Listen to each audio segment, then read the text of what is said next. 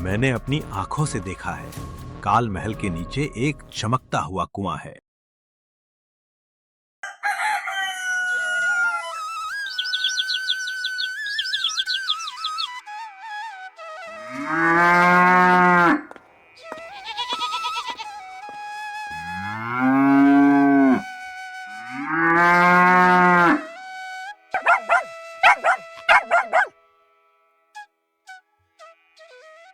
एक समय की बात है। घने जंगलों के बीच एक छोटा सा गांव था, भैरवपुर। इस गांव के बाहर एक टूटा हुआ काला किला खड़ा था। लोग उसे कहते थे काल महल। कोई नहीं जाता था वहां, क्योंकि जो गया वो कभी लौटा नहीं। दादी, उस किले में क्या है? वहाँ एक कुआं है बेटा, जो इंसान को जवान रखता है। तो सब लोग वहाँ क्यों नहीं जाते? क्योंकि वो कुआं बदले में कुछ छीन लेता है। आर्यन की आंखों में डर भी था और जिज्ञासा भी। वो जानना चाहता था उस कुएं का सच क्या है।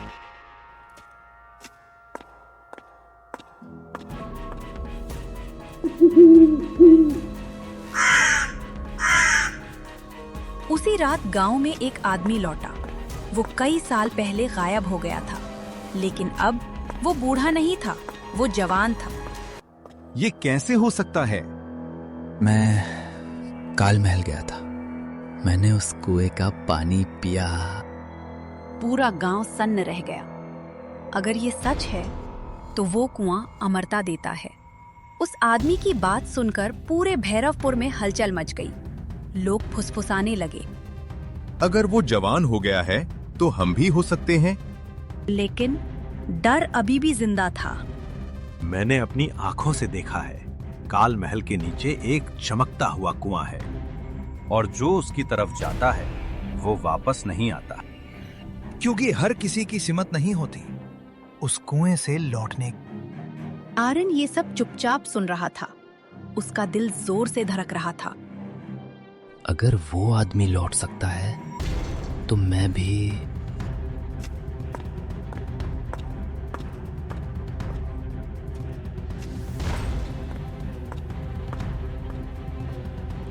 उसी समय उसकी माँ खांसने लगी। वो कई दिनों से बीमार थी। आर्यन, पानी ला दे बेटा। आर्यन ने अपनी माँ की हालत देखी और उसी पल उसने फैसला कर लिया। अगर उस कुएं में सच में ताकत है तो मैं जाऊंगा। रात होते ही आर्यन चुपचाप घर से निकल पड़ा।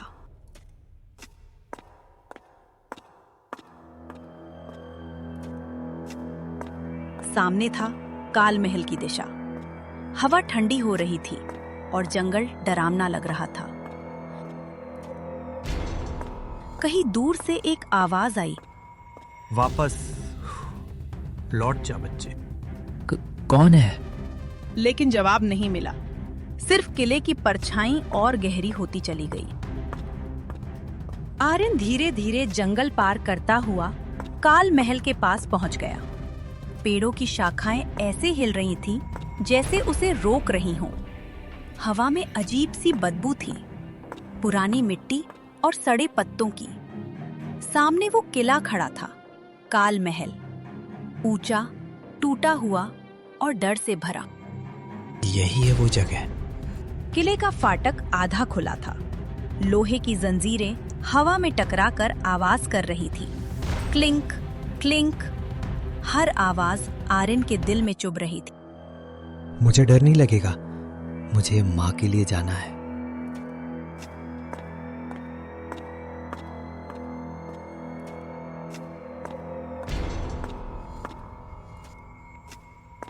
आर्यन ने जैसे ही अंदर कदम रखा, दरवाजा अपने आप बंद हो गया। अरे ये कैसे? पूरा किला अंधेरे में डूब गया। फिर अचानक दीवारों पर नीली आग जल उठी। किले का अंदरूनी हिस्सा दिखने लगा। चारों तरफ पुराने चित्र थे, लोगों के चेहरे, लेकिन सभी के चेहरे डर से भरे थे।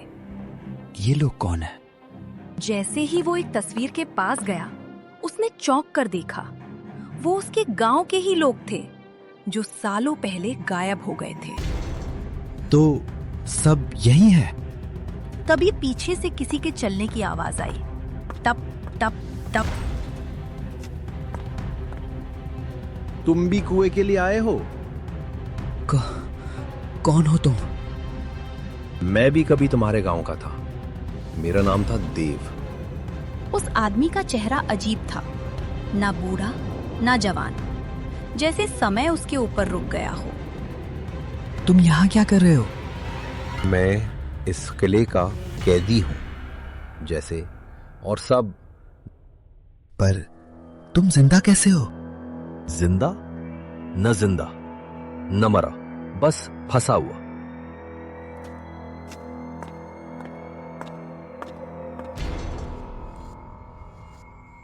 देव आर्यन को एक अंधेरी सुरंग की ओर ले गए। उस सुरंग के नीचे है वो कुआं जो तुम्हारी जिंदगी बदल देगा। मेरी माँ बहुत बीमार है, मैं उसे बचाना चाहता हूँ। सब यही कहते हैं और फिर कभी वापस नहीं जाते। सुरंग से ठंडी हवा आ रही थी, उसमें अजीब सी फुसफुसाहट थी। पानी, जीवन, हमेशा के लिए जवान। ये आवाजें, ये कुएं की पुकार है, ये तुम्हारे दिमाग में घुस जाती है। दोनों धीरे धीरे नीचे उतरने लगे। सीढ़ियां गीली थीं, काई से भरी हुई। हर कदम के साथ अंधेरा गहरा होता जा रहा था। देव, अगर मैंने पानी पी लिया तो क्या होगा? तो तुम कभी बूढ़े नहीं होगे, लेकिन कोई अपना तुम्हारी जिंदगी से मिट जाएगा। कैसे मिट जाएगा? कुआं बराबरी करता है, एक जिंदगी के बदले एक जिंदगी। आर्यन की सांस अटक गई। तो मेरी माँ? तुम्हारी माँ या कोई और?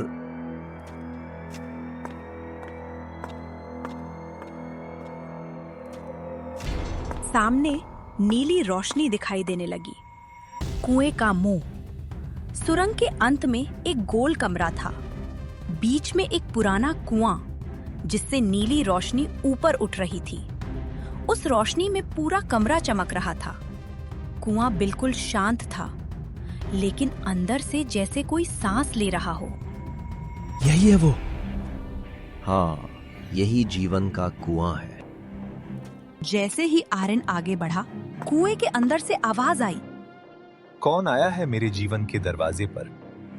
मैं अपनी माँ को बचाना चाहता हूँ। तो तुम्हें सौदा करना होगा। कैसा सौदा?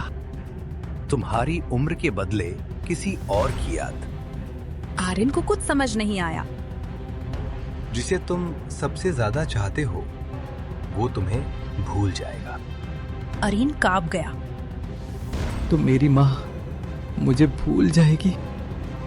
या तुम उसे ये कुआं तय करेगा। देव चुपचाप सब सुन रहा था। मैंने यही गलती की थी। मैंने अपने बेटे को बचाने के लिए पानी पिया और वो मुझे हमेशा के लिए भूल गया। देव की आंखों से आंसू गिरने लगे। क्योंकि कुआं जिसने सब छीन लिया, उसे अपनी ताकत भी चाहिए। कुएं की रोशनी तेज हो गई। अब फैसला करो बच्चे। आर्यन का दिल टूट रहा था। एक तरफ उसकी माँ की जान, दूसरी तरफ उसका प्यार और यादें। कुएं की नीली रोशनी अब और तेज हो गई थी, जैसे वो आर्यन के दिल में झांक रही हो। अब फैसला करो या अपनी माँ को खो दो। मैं अपनी माँ को नहीं खो सकता। आर्यन ने कांपते हाथ कुएं की ओर बढ़ाए।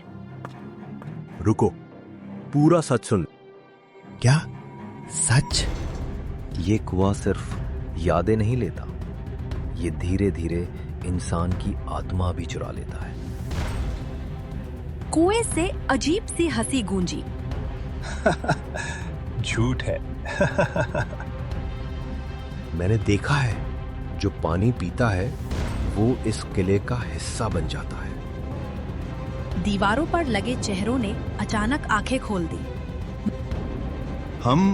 हम भी ऐसे ही फंसे थे, चुप। या बच्चे को उसकी माँ मरती दिखेगी? टूट चुका था। अगर मैं पानी पी लूं तो क्या मेरी माँ जिंदा रहेगी? हाँ, लेकिन तुम्हारी जिंदगी अब मेरी होगी। आर्यन ने धीरे से कटोरा उठाया और कुएं से पानी भरा। उसका हाथ कांप रहा था। आर्यन के हाथ में कुएं का कटोरा कांप रहा था। नीला पानी उसमें हल्का हल्का हिल रहा था, जैसे जिंदा हो। पी लो बच्चे और अपनी माँ को बचा लो। मत पीना आर्यन, ये पानी तुझे भी हमारी तरह फंसा देगा।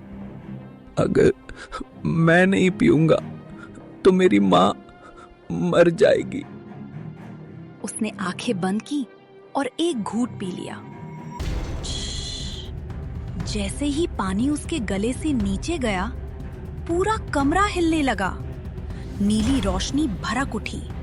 दीवारों पर लगे चेहरे चीखने लगे। एक और आत्मा, एक और कैद। एक और आत्मा, एक और कैद। क्या हो रहा है मुझे? उसकी आंखों के सामने अंधेरा छा गया। फिर उसे अपनी माँ की तस्वीर दिखी, मुस्कुराती हुई, स्वस्थ। माँ, आप ठीक हो गई? लेकिन अचानक वही तस्वीर टूटने लगी। उसकी माँ का चेहरा धुंधला होने लगा। नहीं, नहीं। सौदा पूरा हो रहा है। आर्यन रोते रोते फिर अपना वह घर चला जाता है।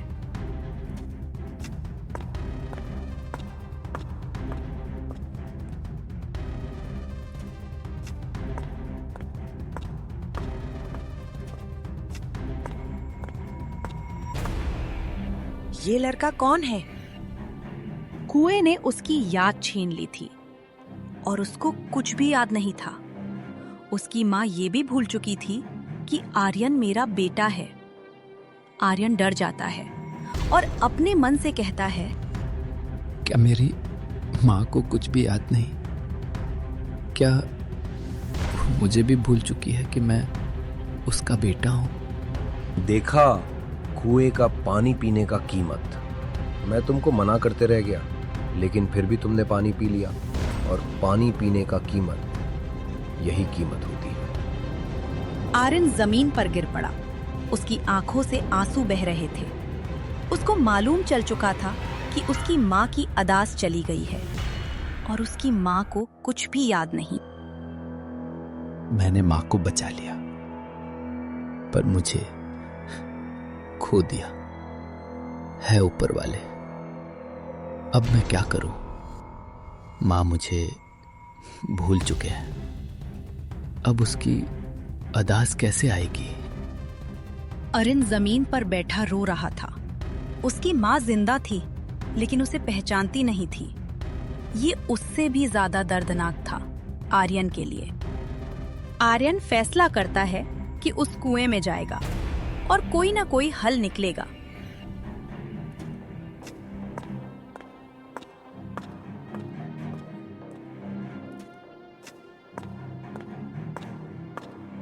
फिर वह गुफसा में चला जाता है। तूने मुझसे सब कुछ छीन लिया। मेरी माँ को कुछ भी याद नहीं। मेरी माँ ये भी भूल चुकी है कि मैं उसका बेटा हूँ। माँ की अदास लाने के लिए कोई ना कोई तो तरीका होगा।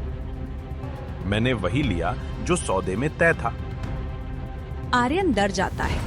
वो जान चुका था अब उसकी माँ की अदास वापस नहीं आएगी। तभी दीवारों में से एक चेहरा बोला,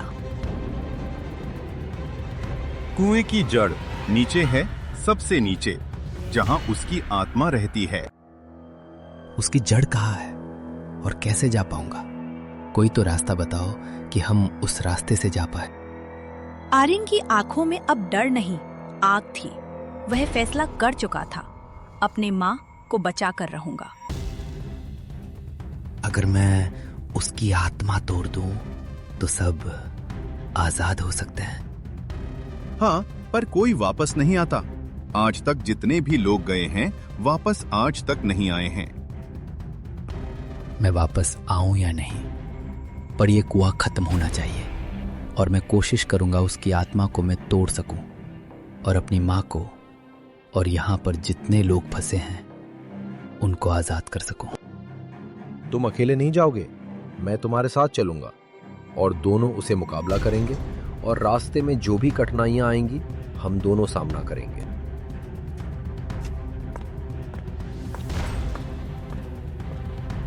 दोनों कुएं के अंदर बने काले रास्ते की ओर बढ़े, जहां नीली रोशनी भी डरने लगी थी। आर्यन और देव काले रास्ते पर नीचे उतरते जा रहे थे।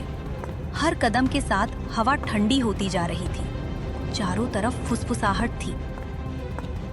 वापस जाओ, तुम दोनों वापस चले जाओ।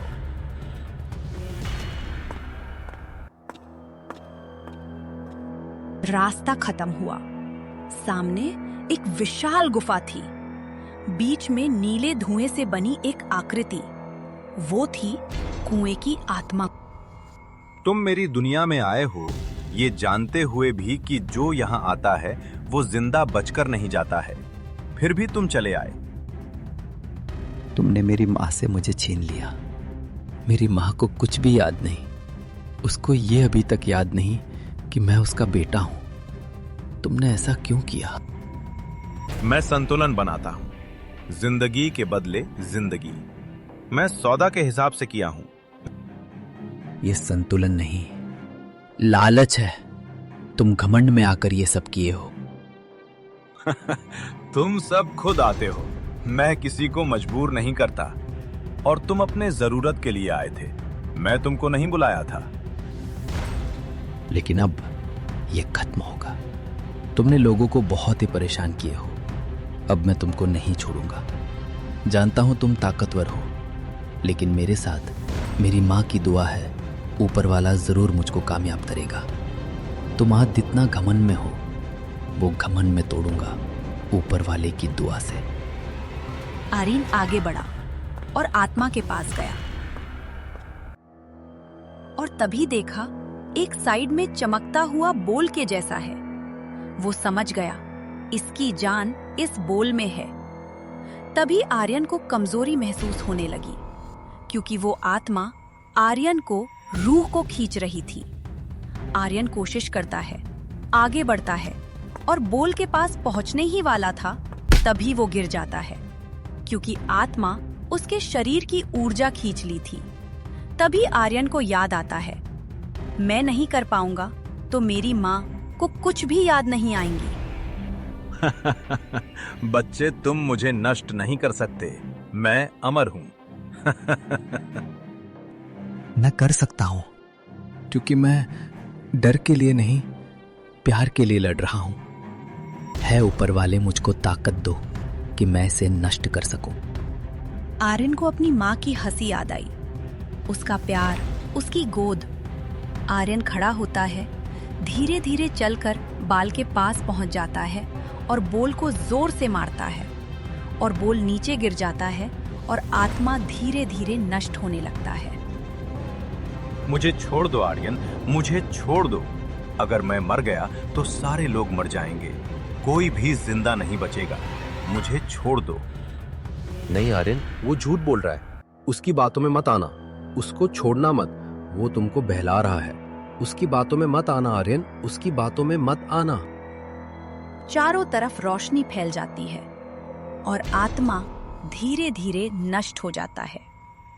आर्यन के हिम्मत और जुनून से उसकी माँ की अदास वापस आ जाती है और सारे लोग आजाद हो जाते हैं। हम आजाद हैं, हम सब आजाद हैं। हम आजाद हैं, हम सब आजाद हैं। आर्यन, तुमने सही रास्ता चुना आर्यन। तुमने हम सबको आजाद कर दिया। तुम डरे नहीं, तुम हिम्मत से मुकाबला की और हम सबको एक नई जिंदगी दे दी आर्यन। हम सब तुम्हारी वजह से आजाद हैं। आर्यन खुशी खुशी घर चला जाता है और घर जाकर अपनी माँ को सही सलामत दिखता है। वो बहुत ही ज्यादा खुश होता है। तुम कहाँ थे बेटा? इतनी देर क्यों हो गई घर आने में? उसकी माँ को कुछ भी याद नहीं था।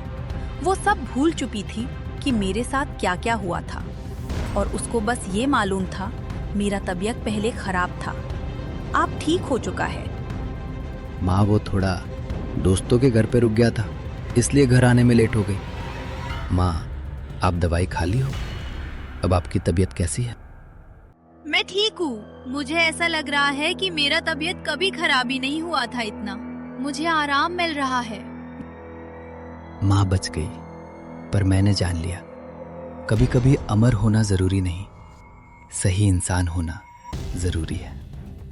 और इस तरह भैरवपुर के लोग सालों की डर और रहस्य से मुक्त हुए। कुएं की ताकत समाप्त हुई और प्यार, परिवार और साहस हमेशा बाकी रहे। अंधकार खत्म हुआ और जीवन फिर से रोशनी में आया। अगर मेरी वीडियो आपको अच्छी लगी हो तो लाइक एंड सब्सक्राइब जरूर करें और ऐसी वीडियो देखने के लिए जुड़े रहें।